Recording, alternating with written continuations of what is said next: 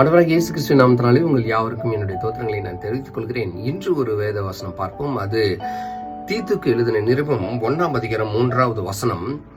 பொய்யுரையாத தேவன் ஆதி காலம் முதல் நித்திய ஜீவனை குறித்து வாக்குத்தத்தம் பண்ணி அதை குறித்து நம்பிக்கையை பற்றி தேவ பக்திக்கு ஏதுவான சத்தியத்தை அறிகிற அறிவும் விசுவாசமும் தேவனால் தெரிந்து கொள்ளப்பட்டவர்களுக்கு உண்டாகும்படி. ஆமீன். இந்த ஒரு வசனத்தை நாம் குறித்து தியானிப்போம். பொய்யுரையாத தேவன் ஆதிகாலம் முதல் நித்திய ஜீவனை குறித்த வாக்குத்தத்தம். பொய்யுரையாத தேவனை நாம் ஆராதிக்கும் போது நான் எப்படி இருக்க வேண்டும், என் குடும்பம் எப்படி இருக்க வேண்டும், என் திருச்சபை எப்படி இருக்க வேண்டும் என்று இந்த வார்த்தையின் வழியாக ஆண்டவர் பேச சொல்கிறார். நான் பேசுகிறேன். அதாவது ஒரு மூப்பர் ஒரு ஆலயத்துல எப்படி இருக்க வேண்டும் என்று இந்த இடத்துல சொல்லப்படுகிறது. நான் இந்த வசனத்தை படித்து வருகிறேன், நீங்க கவனியுங்கள். ஏற்ற காலங்களில் நம்முடைய இரட்சகராகிய தேவனுடைய கட்டளைகளின்படி எனக்கு ஒப்புவிக்கப்பட்ட பிரசங்கத்திலே தமது வார்த்தையை வெளிப்படுத்தினார். ஆமீன். பவுலுக்கு ஆண்டவராகிய இயேசு கிறிஸ்து இந்த மாதிரி வார்த்தைகளை வெளிப்படுத்துகிறார். நீ குறைவாய் இருக்கிறவர்களை ஒழுங்குபடுத்தும்படி நான் இந்த உலகத்திலே குறைவாய் இருக்கிறேன், என்னை ஒழுங்குபடுத்தும்படி. நான் இது யாருக்கோ சொல்லப்பட்ட பிரசங்கம் என்று நாம் எடுத்துக்கொள்ள கூடாது. இந்த பிரசங்கம் எனக்கானது, என் குடும்பத்துக்கானது, என் திருச்சபைக்கானது, என்னை சார்ந்தவர்களுக்கானது என்று நாம் எடுத்துக்கொள்ள வேண்டியதான ஒரு சாப்டர் இது. நான் குறைவாய் இருக்கிறவர்களை ஒழுங்குபடுத்தும்படி, நீங்கள் குறைவாய் இருக்கிறவர்களை ஒழுங்குபடுத்தும்படி நான் உங்களுக்கு கட்டளையிட்டபடியே பட்டணங்கள் தோறும் மூப்பரை ஏற்படுத்தும்படிக்கு உன்னை கிரேத்தா தீவிலே விட்டு வந்தேன். அதாவது தீத்துவுக்கு பவுல் சொல்றாரு, நான் உன்னை கிரேத்தா தீவுல உன்னை விட்டுட்டு வந்திருக்கேன். நீ எப்படி மூப்பர்களை ஆண்டவருடைய வேலையை செய்வதற்கு நீங்க செலக்ட் பண்ணணும் அப்படின்னா, குற்றம் சாற்றப்படாதவனும் ஒரே மனைவியுடைய புருஷனும் துன்மார்க்கர் என்றும் அடங்காதவர்கள் என்றும் பேரெடுக்காத விசுவாசம் உள்ள பிள்ளைகளை உடையவனுமாகிய ஒருவன் இருந்தால் அவனை ஏற்படுத்தலாம். இது ஒரு ஸ்டோரி மாதிரி தான், நீங்க கேளுங்க. இன்னைக்கு ஒன்றும் பிரச்சனை கிடையாது. ஏனெனில் கண்காணியானவன் தேவனுடைய உக்கிரானக்காரனுக்கேற்ற விதமாய் குற்றம் சாற்றப்படாதவனும் தன் இஷ்டப்படி செய்யாதவனும் முன்கோபம் இல்லாதவனும் அடியாதவனும் இழிவான ஆதாயத்தை இச்சையாதவனும் அந்நியரை உபசரிக்கிறவனும் நல்லோர் மேல் பிரியம் உள்ளவனும் தெளிந்த புத்தி உள்ளவனும் நீதிமானும் பரிசுத்தவானும் இச்சை அடக்கம் உள்ளவனுமாய் இருக்க வேண்டும் என்று சொல்றாரு. ஒரு மூப்பர் என்றால் அந்த ஒரு சபையை நடத்தி செல்கிறவராக இருக்கட்டும், இல்ல ஒரு தனிப்பட்ட வாழ்க்கையிலே நான் ஒரு நிறுவனத்துல இருக்கிறேன், அதுல நான் முக்கிய பங்கு வகிக்கிறேன், நான் எப்படிப்பட்டவனாக இருக்க வேண்டும் என்று இந்த நேரத்துல பவுல் நமக்கு அழகாக விளக்குகிறார். எனக்கு டீச் பண்ணப்பட்டிருக்கிறது என்றுதான் நான் எடுத்துக்கொள்ள வேண்டும். ஆரோக்கியமான உபதேசத்தினாலே புத்தி சொல்லவும், எதிர் பேசுகிறவர்களை கண்டனம் பண்ணவும், தான் போதிக்கப்பட்டதற்கேற்ற உண்மையான வசனத்தை நன்றாய் பற்றி கொள்கிறவனுமாய் இருக்க வேண்டும். ஒரு மூப்பர் எப்படி இருக்க வேண்டும், ஒரு தலைவன் எப்படி இருக்க வேண்டும், ஒரு ஆசிரியர் எப்படி இருக்க வேண்டும், ஒரு தாய் எப்படி இருக்க வேண்டும், ஒரு தந்தை எப்படி இருக்க வேண்டும் என்று இந்த இடத்துல சொல்லப்படுகிறது. ஏன்னா ஒரு தாய் தகப்பன் என்பது யாருன்னா அந்த வீட்டின் மூப்பராய் இருக்கிறார்கள், அந்த வீட்டின் தலையாய் இருக்கிறார்கள். அப்ப ஒரு குடும்பத்தை எடுத்து செல்ல வேண்டும். ஒருவேளை முதிர் வயதுடைய கிராண்ட் பேரண்ட்ஸா கூட இருக்கலாம். அவர்கள் எப்படி இருக்க வேண்டும், இது ஒவ்வொருவருக்கும் உண்டான ஒரு பாடம். இந்த பாடத்தை நாம் தெரிந்து கொள்ள வேண்டும். இதன்படி நாம் நடக்கிறோமா, இதன்படி இதுல கொஞ்சமாவது சொல்றது நம்மளோட ஒத்துப்போதான்னு சொல்லி நாம் இன்று சரிபார்க்கக்கூடிய ஒரு நிலையிலே இந்த வேத பாடம் இருக்கிறது. இதை நாம் பார்ப்போம். விருத்த சேதனம் உள்ளவர்கள் அடங்காதவர்களும் வீண் பேச்சுக்காரரும். அநேகர் எப்படி இருக்காங்கன்னா, அநேகர் விசேஷமாய் விருத்த சேதனம் உள்ளவர்களும் அடங்காதவர்களும் வீண் பேச்சுக்காரரும் மனதை மயக்குகிறவர்களுமாய் இருக்கிறார்கள். அப்ப இப்படிப்பட்டவர்களை நாம் அடக்க வேண்டும். அவர்களுடைய 11வது வசனம், அவர்களுடைய வாயை அடக்க வேண்டும். அவர்கள் இழிவான ஆதாயத்துக்காக தகாதவைகளை உபதேசித்து முழு குடும்பங்களையும் கவிழ்த்து போடுகிறார்கள். கிரேத்தா தீவார் ஓயாய் பொய்யர். 12வது வசனம், கிரேத்தா தீவார் ஓயா பொய்யார், துஷ்ட மிருகங்கள், பெருவயிற்று சோம்பேறிகள் என்று அவர்களில் ஒருவனாகிய அவர்கள் தீர்க்கதரிசியானவனே சொல்லி இருக்கிறான். அப்ப நம்மள ஒருத்தர் என்ன பண்றோம், இந்த மாதிரி நம்ம ஃபேமிலிலையும் ஒருத்தவன் இப்படி இருக்காங்க, ஓவரா பேசிட்டு இருப்பான், ரொம்ப பொய்யன், அவன் எது செய்தாலும் என்னது உண்மை இருக்காது, ஆண்டவருக்கு பிடித்தமான வேலையை செய்ய. ஆனா நாம எல்லாம் கிறிஸ்தவர்கள் என்ற போர்வையிலே போர்த்தி தூங்கி கொண்டிருக்கிறோம். கிறிஸ்தவன் என்ற போர்வை மாத்திரம் இருக்கிறது, ஆனா உள்ளார உண்மையாவே கிறிஸ்தவர்களாக வாழ்கிறோமா என்பதிலே ஒரு கேள்விக்குறி இருக்கிறது. இது படிக்கும்போது இது எனக்கே சொன்னது போலவே இருக்கிறது. நான் யாரையும் குறை சொல்லவில்லை, ஆனால் ஆண்டவர் என்னிடம் ரொம்ப ஆழமாக, ரொம்ப அடித்து பேசுவது போல இந்த வார்த்தைகள் என்னிடம் பேசுகிறது. இதைதான் நான் உங்களுக்கு படித்து காண்கிறேன். இந்த சாட்சி உண்மையாய் இருக்கிறது. இது முகாந்திரமாக அவர்கள் யூதர்களுடைய கதைகளையும் சத்தியத்தை விட்டு விலகுகிற மனுஷனுடைய கற்பனைகளுக்கும் செவிகொடாமல் விசுவாசத்தினாலே ஆரோக்கியம் உள்ளவர்களாகும்படி நீ அவர்களை கண்டிப்பாய் கடிந்து கொள். இன்றைக்கு இருக்கிற காலத்துல பாத்தீங்கன்னா, நம்மளுடைய முன்னோர்களோ இல்ல நமக்கு மூத்தவர்களோ யாராவது அறிவுரை சொன்னாலே என்ன ஆகுதுன்னா, இப்ப இருக்கிற பிள்ளைகளுக்கும் ஈவன் அப்பா அம்மா வயதுல இருக்கிறவர்களுக்குமே ஈவன் எனக்குமே என்ன ஆகுதுன்னா, ஒரு கோபம் வருது. இவங்க சொல்றதெல்லாம் நான் கேட்கணுமா, இவங்க சொல்லிதான் நான் செய்யணுமா அப்படின்னு சொல்லி என்ன பண்றோம், நம்ம உதாசனப்படுத்தணும்.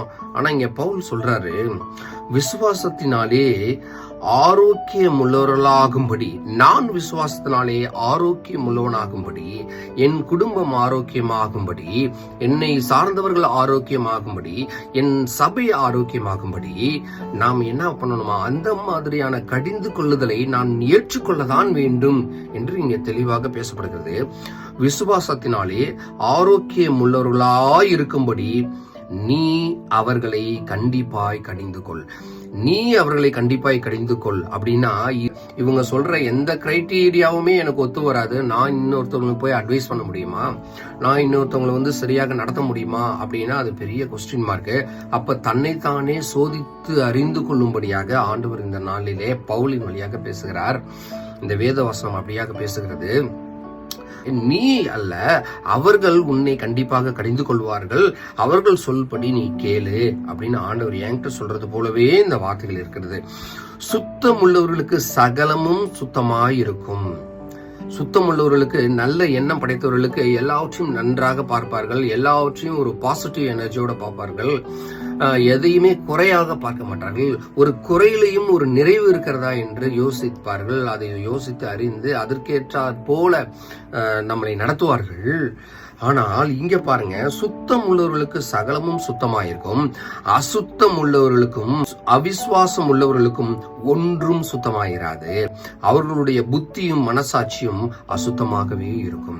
ஏங்க, அசுத்தம் உள்ள நான் எப்படி நான் ஒரு நல்ல விஷயத்தை யோசிக்க முடியும்? எதை பார்த்தாலும் அதுல ஒரு குறை, ஒரு குற்றம். இப்ப இன்னைக்கு இருக்கிற காலகட்டத்துல ஒரு விஷயத்தை எக்ஸிக்யூட் பண்ணி அதை சக்சஸ்ஃபுல்லா முடிக்கிறதுல எவ்வளவு சிரமங்கள் இருக்கு தெரியுங்களா? ஆனா அதை ஒரு மூப்பராகிய திருச்சபையிலையா இருக்கட்டும், வேற ஏதாவது ஒரு தொழிலையா இருக்கட்டும், எதிரியா இருக்கட்டும், இல்ல குடும்பத்திலேயே இருக்கட்டும், ஒரு விஷயத்தை தலைமைத்துவத்தை எடுத்து அதை செய்யறதுல அத்தனை சிக்கல்கள் இருக்கிறது. ஆனாலும் பக்கத்துல இருக்கிறவங்க என்ன சொல்லுவாங்கன்னா, இது இப்படி செஞ்சிருக்கலாமே, அது அப்படி செஞ்சிருக்கலாமே, ஏன் நீங்க இப்படி செய்யக்கூடாது? செய்கிறவர்களுக்கு தான் வழி தெரியும். ஒன்றும் இல்லைங்க, ஒரு குடும்ப கூடுகைன்னு வச்சுக்கோங்களேன். அந்த குடும்ப கூடுகையில ஒரு 50 பேருக்கு இன்விடேஷன் வைக்கிறீங்க. 50 பேருக்கு இன்விடேஷன் வச்சா எத்தனை பேர் அந்த நீங்க சொல்ற அந்த விசேஷத்துலயோ, அந்த வைபவத்திலயோ, இல்ல அந்த கூட்டத்திலயோ, இல்ல அந்த பிரேயர் மீட்டிங்லயோ கலந்துப்பாங்கன்னு நீங்க நினைக்கிறீங்க? Question mark. ஏன்னா அவர்களுக்கு வேலைகள் இருக்கிறது. நான் ஒரு சில பேரை நான் பார்த்திருக்கேன் குடும்பத்துல. அதாவது இவங்க வேண்டி போய் என்ன பண்ணுவாங்கன்னா, ஒரு இன்விடேஷன் வச்சு, தயவு செய்து நீங்க வாங்க, விழாக்கு வாங்க, நீங்க வந்தீங்கன்னா ரொம்ப நல்லா இருக்கும் அப்படின்னு கூப்பிடுவாங்க.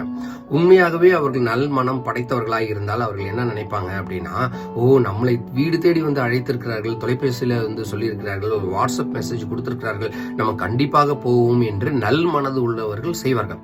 ஒருவேளை என்ன பண்ணுவாங்கன்னா, அவங்களுக்கு உண்மையாகவே நல் மனது இல்லைன்னா அவங்க எப்படி யோசிப்பாங்கன்னா, இது எல்லாருக்கும் சொல்ல வர்றது கிடையாது, இது என்னுடைய வாழ்க்கையில எனக்குள்ளேயே அந்த மாதிரி ஒரு எண்ணங்கள் எனக்குள்ள வருகிறதுன்றதை நான் உங்களுக்கு சொல்லதான்.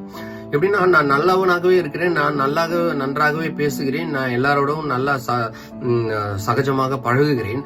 ஆனாலும் என்னை ஒரு இன்விடேஷன் கொடுத்து அழைத்தா எனக்கு என்ன மைண்டு தோணுதா, நான் இதுக்கு போகணும், நான் போறதுனால என்ன நன்மை இருக்கு போகுது, இவன் கூப்பிட்டு நம்ம போற அளவுக்கு அந்த ஃபங்க்ஷன் ஒன்றும் பெரிய ஃபங்க்ஷன் கிடையாது. இப்படிப்பட்டதான ஒரு எண்ணங்கள்லாம் எனக்குள்ள வந்துச்சுன்னா அங்க எப்படி ஒரு ஒன்னஸ் இருக்கும் சொல்லுங்களேன். இப்ப உங்களை தேடி ஒருத்தர் இன்விடேஷன் கொடுக்குறாரு, ஒருத்தர் அழைக்கிறாருன்னா உங்களுக்கு உண்மையாகவே இப்ப வேலை பளுவில் இருக்கீங்க, இல்ல வேலையை நிமித்தமாக வெளியூர் சென்றிருக்கீங்க, இங்க இல்லவே இல்லைன்னா அது வேற காரியம். ஆனா நான் இங்கதான் இருப்பேன், ஆனா இந்த இதுக்கு போகாதபடி நான் வேற காரியத்தை, வேற நிகழ்ச்சியை நான் தனியாக செயல்படுத்தி நான் அங்க சென்றுவேன், நான் இதுக்கு போக மாட்டேன் அப்படின்னா உண்மையாகவே நான் ஆராய்ந்து பார்க்க வேண்டும். நான் நல்ல நிலையிலே இருக்கிறேனா, நான் அசுத்தம் பிடித்தவனாக இருக்கிறேனா, என் மனது உண்மையாகவே நல்ல ஒரு மனதிலே தான் இருக்கிறதா? சுத்தம் உள்ளவர்களுக்கு சகலமும் சுத்தமாயிருக்கும், அசுத்தம் உள்ளவர்களுக்கு, அவிசுவாசம் உள்ளவர்களுக்கும் ஒன்றும் சுத்தமாயிராது. அவர்களுடைய புத்தியும் மனசாட்சியும் எப்பயுமே அசுத்தமாயதான் இருக்கும், எப்பயுமே அசுத்தமாகதான் இருக்கும். என் மனசாட்சி அப்பப்ப அசுத்தம் ஆகுதுங்க, என்னுடைய புத்தி அப்பப்ப அசுத்தமாகுது. எந்த வேத வாசனம் படித்தாலும் இது யாருக்கோ சொல்லுது என்று நாம் காதடைத்தவர்களாய் இருந்தோமானால், மனதை அடைத்தவர்களாய் இருந்தோமானால், கண் பார்வையற்றவர்களாய் இருந்தோமானால், இந்த வசனம் நாம் கிறிஸ்தவர்கள் என்ற போர்வை போத்தி நாம் தூங்கினாலும் இது ஒன்றும் நம்மளுக்கு என்ன பண்ணாது, கிரியை செய்யாது. அடுத்தது கிரியையை பத்தி சொல்றாரு பாருங்களேன். அவர்கள் தேவனை அறிந்திருக்கிறோம் என்று அறிக்கை பண்ணுகிறார்கள். நான் கிறிஸ்தவனாக இருக்கிறேன், நான் தேவனை அறிந்திருக்கிறேன், என்னை எத்தனையோ வருடம் என்னுடைய மூதாதையர்கள் தொடங்கி நான் இன்று வரை நான் தலைமுறையை கிறிஸ்தவனாக இருக்கிறேன், நான் ஆலயத்துக்கு போவேன், ஆலயத்துக்கு போய் எல்லாவற்றையும் நான் செய்வேன், என் பெஞ்சு கூட நான் துடைப்பேன், ஆனால் நான் ஆண்டவரை பற்றி அறிந்து கொள்ள மாட்டேன் என்று ஒரு வாழ்க்கையை நான் வாழ்வேன். ஆனால் என்ன பிரயோஜனம் இருக்கு?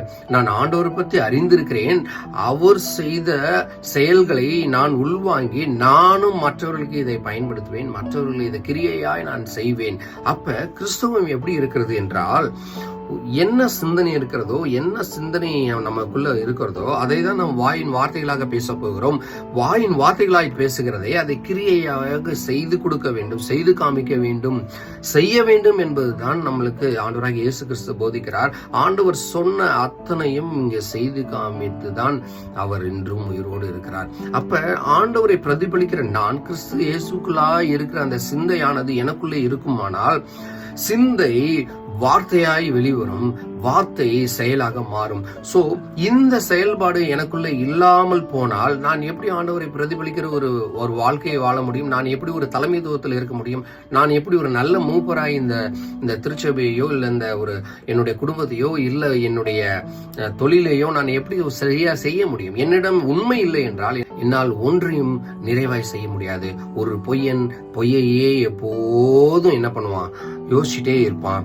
அப்ப சுத்தம் உள்ளவர்களுக்கு சகலமும் சுத்தமாயிருக்கும், அசுத்தம் உள்ளவர்களுக்கு, அவிசுவாசம் உள்ளவர்களுக்கும் ஒன்றும் சுத்தமாயிராது. அவர்களுடைய புத்தி எப்பயுமே மனசாட்சின்னா அது அசுத்தமாவே தான் இருக்கும். நான் அசுத்தமா இருந்தேங்க, நேத்து வரைக்கும் அசுத்தமா இருந்தேன், இன்னைக்கு நான் சுத்தமா நான் குளிச்சுட்டு பெரிய நல்ல வாசனை உள்ள ஒரு சோப்பை போட்டு குளிச்சுட்டு நான் ஆண்டவரை உண்மையாக ஏற்றுக்கொண்டு அவர் வழியிலே நான் நடப்பேன், அவரையே நான் பின்தொடர்வேன், அவர் சொன்ன செயலை நானும் செய்து காமிப்பேன். என்னுடைய கிரியை செத்த கிரியா இல்லாமல் அது உயிரூட்டம் உள்ளதாய், உயிருள்ள ஆண்டவராகிய இயேசு கிறிஸ்துவை பிரதிபலிக்கிற ஒரு கிரியையாய் இருக்கும் என்று இன்று நான் ஒரு வாக்கு கொடுத்தேன். ஆனால் ஆண்டவர் அதை நிலைக்க பண்ணுவார். அதை வாழ்நாள் முழுவதும் பைபிள் அடிக்கடி சொல்லுது வசனம், முடிவு பரியந்தம்னா இந்த ஒரு மணி நேரம் சர்ச்சு முடிஞ்சிற வரைக்கும் கிடையாது, என் வாழ்நாள் முடியும் வரை இன்னைக்கு நான் சத்தியம் பண்ணினேன் அப்படின்னு சொன்னா ஆண்டவராகிய இயேசு கிறிஸ்துவின் நிமித்தம் நான் இது செய்வேன் என்று நான் வாக்குத்தத்தம் கொடுத்தேன் என்றால்,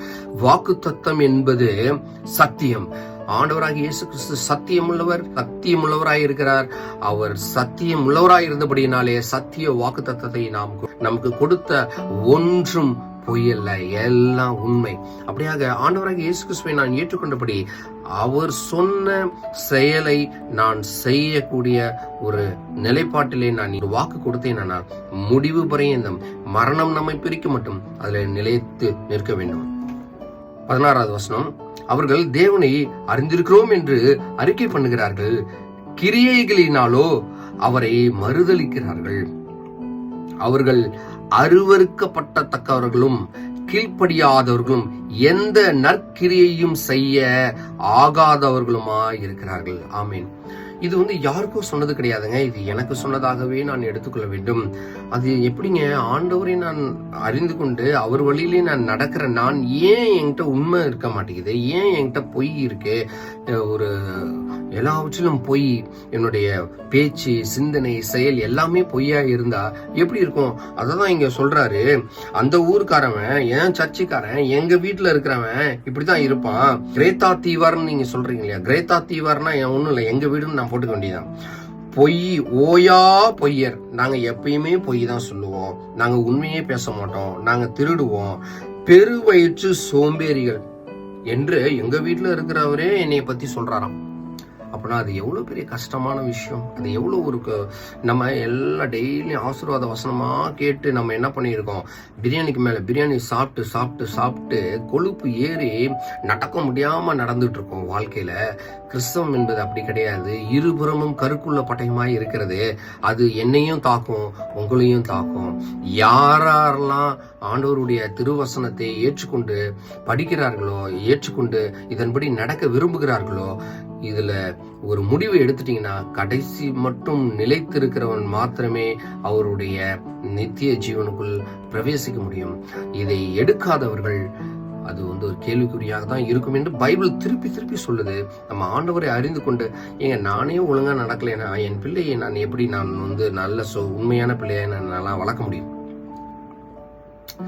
என்கிட்டயே உண்மை கிடையாது. நான் மூப்பராக இருக்கிறேன், வீட்டின் தலைவராக இருக்கிறேன், வீட்டின் குடும்பத்தின் தலைவனாக இருக்கிறேன். அப்ப என்கிட்டயே உண்மை இல்லைன்னா என் பிள்ளையை நான் எப்படி ஒழுங்காக வளர்க்க முடியும்? அப்ப நான் தான் இந்த இடத்துல என்ன பண்ணணும்? இவர் பெரிய ஒழுங்கு, இவர் வந்து புத்தி சொல்ல வந்துட்டாரு அப்படின்னு தான் எல்லாரும் எல்லா இடத்துலயும் சொல்லிட்டு இருக்காங்க. அதுக்குதான் விசுவாசத்தினாலே ஆரோக்கியமுள்ளவர்களாகும்படி வந்து டாக்டர் வந்து நம்மளுக்கு இன்ஜெக்ஷன் போட்டு ஒரு டேப்லெட் கொடுக்குறாருன்னா, நான் வந்து என்னை பிடித்திருக்கிற ஜுரம் போகணும்ன்றது தான், சளி போகணும்ன்ட்டு தான், உடம்புல இருக்கிற எல்லா பிணியும் போகணும் என்பதற்காக தான், ஆரோக்கியம் ஆகுறதுக்கு தான் அவங்க வந்து மாத்திரையும் மருந்து கொடுக்குறாங்க. அப்ப டாக்டரை போய் நம்ம வந்து திட்ட முடியுமா? சொல்லுங்க. அவர் உங்களை காப்பாற்ற வந்திருக்கிறார். அவர் ஒரு ஏஞ்சல். அதே போலதான் இங்க அறிவுரை சொல்லுகிற அத்தனை முதியவர்களும் பெரியவர்களும் உங்களை விட வயதிலே மூத்தவர்களும் உங்களுக்கு அறிவுரை சொல்லுகிறார்கள் என்றால் அவர்கள் உங்களை காப்பாற்ற வந்த ஏஞ்சல். அந்த ஏஞ்சல் சொல்வதை நீங்கள் தயவு செய்து காது கொடுத்து கேளுங்க.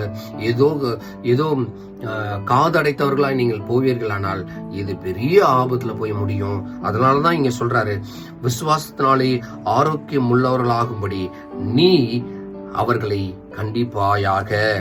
கண்டிப்பாய் கடிந்து கொள் என்று சொல்கிறார்.